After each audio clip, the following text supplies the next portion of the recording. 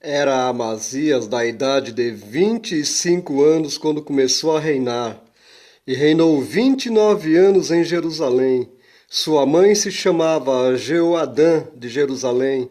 Fez ele o que era reto perante o Senhor, não porém com inteireza de coração. Uma vez confirmado o reino nas suas mãos, matou seus servos que tinham assassinado o rei seu pai. Porém, os filhos deles não matou, mas fez, segundo está escrito na lei no livro de Moisés, no qual o Senhor deu ordem, dizendo: Os pais não serão mortos por causa dos filhos, nem os filhos por causa dos pais, pois cada qual será morto pelo seu próprio pecado. Amazias congregou a Judá e o pôs, segundo as suas famílias, sob chefes de 1.000 e chefes de 100 por todo o Judá e Benjamim.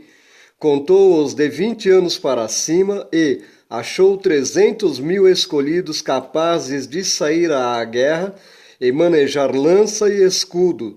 Também tomou de Israel a soldo 100.000 homens valentes por 100 talentos de prata. Porém, certo homem de Deus veio a ele dizendo: Ó rei, não deixes de ir contigo o exército de Israel, porque o Senhor não é com Israel, isto é, com os filhos de Efraim.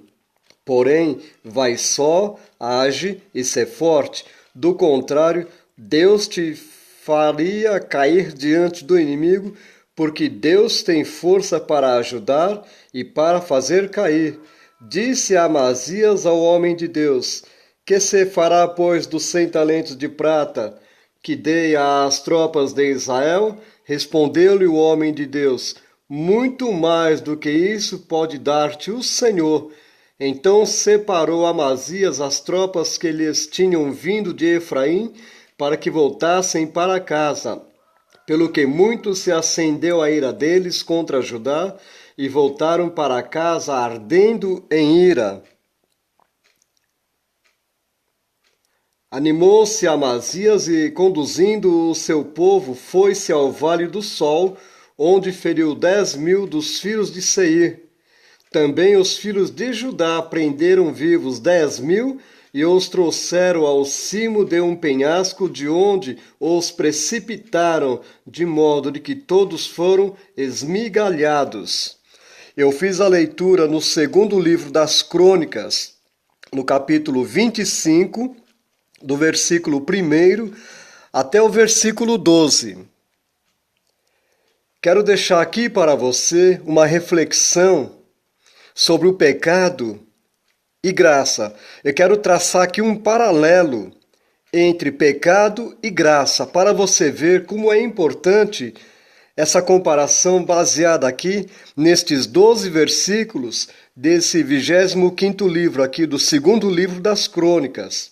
É muito importante, depois que você faça o estudo com mais calma, meditando na palavra, eu creio que o Espírito Santo vai lhe dar entendimento. O versículo 1 e o versículo 2 que eu li aqui, ele traz uma mensagem maravilhosa. Versículo 1 e o versículo 2 contém uma mensagem maravilhosa. Porém, havia uma condição para a sua realização. A mensagem era maravilhosa, verso 1 e 2. Mas você preste atenção e veja que havia uma condição para a sua realização. Ainda no versículo 2, nós podemos ver que Israel estava vivendo sem consolo e sem graça. O versículo 3 diz que estava sem lei e sem sacerdote, que nós entendemos aqui. E hoje o pecador, o homem hoje no mundo sem o Senhor Jesus Cristo, a situação dele também está meio parecida com o que estava vivendo o povo de Israel. Hoje o homem sem Deus e sem Jesus Cristo também está nesta mesma condição, conforme fala o apóstolo Paulo na carta que escreveu aos Efésios, capítulo 2, verso 12, sem Deus e sem Jesus Cristo. Os homens hoje estão sem luz. Na mesma carta de Efésios, capítulo 4, verso 18, e ainda em Efésios, capítulo 5, verso 8. Os homens, além de estar sem Jesus Cristo, sem Deus e sem luz, o pecador também hoje está sem vida. A primeira epístola que escreveu o apóstolo João, no capítulo 5, verso 12, fala sobre isto. O pecador de hoje também está, além de estar sem Deus, sem Jesus Cristo, sem luz e sem vida, o pecador de hoje também está sem paz. É o que escreveu o profeta Isaías no capítulo 57, verso 21 do seu livro. O homem hoje é um estranho e sem esperança.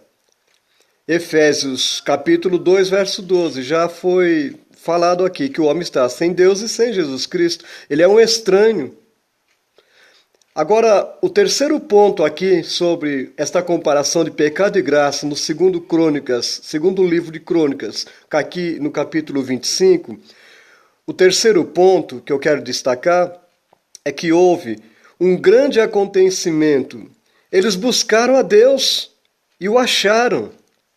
Eles buscaram a Deus e o acharam. E isso é maravilhoso. Versículo 4. O quarto ponto aqui que eu quero destacar, Israel se parece com o filho pródigo. Observa o versículo 5 e o versículo 6 e o 4. Ele se parece um filho pródigo que voltou para o pai.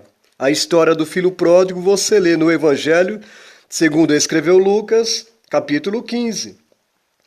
Agora, o quinto ponto que eu destaco aqui deste capítulo, destes 12 versículos lidos, é a promessa de Deus de grandes bênçãos. A promessa de Deus de grandes bênçãos.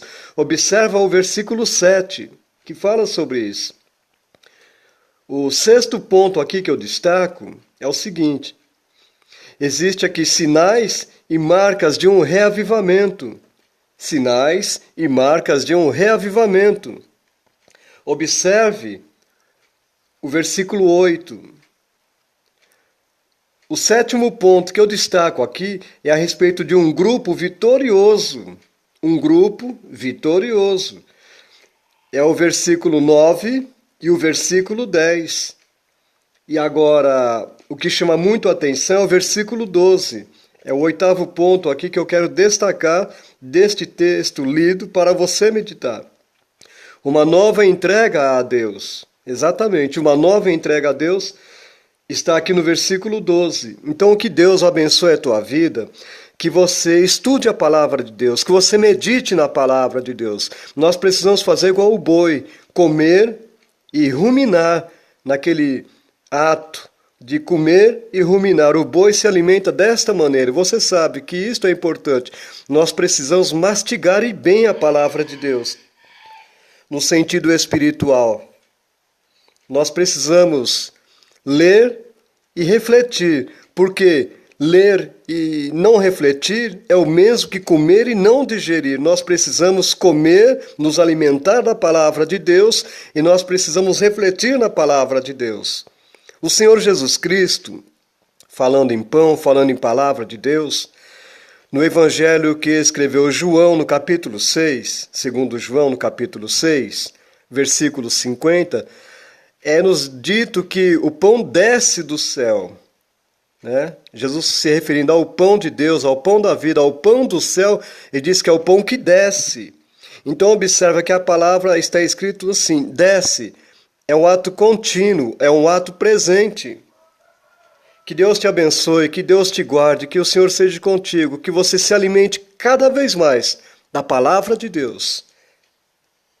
Que o Senhor te abençoe muito, no nome de Jesus. Fica com esta reflexão, com este devocional, e ore a meu favor, eu careço da tua oração também. E eu vou estar orando por você, e você pode se inscrever em meu canal e compartilhe com os teus contatos. Vamos passar adiante a palavra de Deus para abençoar outras vidas. Fica na paz do Senhor, Deus te abençoe. Amém.